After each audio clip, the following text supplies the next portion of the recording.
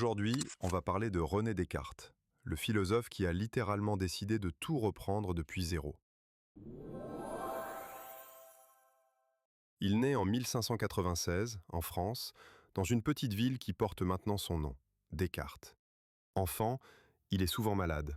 On le laisse dormir le matin au collège, et ça lui donne une habitude, observer, réfléchir, prendre du recul plutôt que foncer comme tout le monde.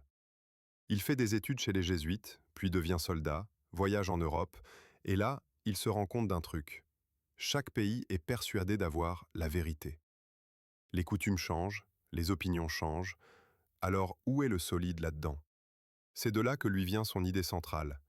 Si tout peut être discuté, il faut commencer par douter de tout.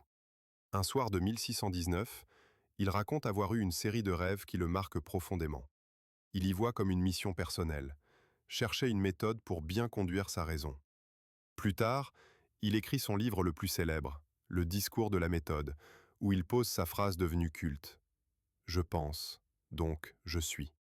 Descartes passe une grande partie de sa vie en exil volontaire aux Pays-Bas, pour être tranquille, loin des censures et des conflits religieux. Il y travaille sur les mathématiques, la physique, la philosophie, comme si tout faisait partie d'un seul et même puzzle.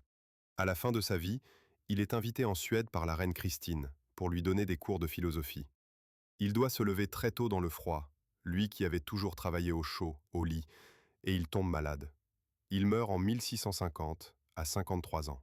Ce qui reste de lui aujourd'hui, ce n'est pas juste une phrase de manuel scolaire. C'est une façon de vivre la pensée, ne pas avaler tout ce qu'on nous dit, vérifier par nous-mêmes, et chercher du solide dans un monde rempli d'opinions.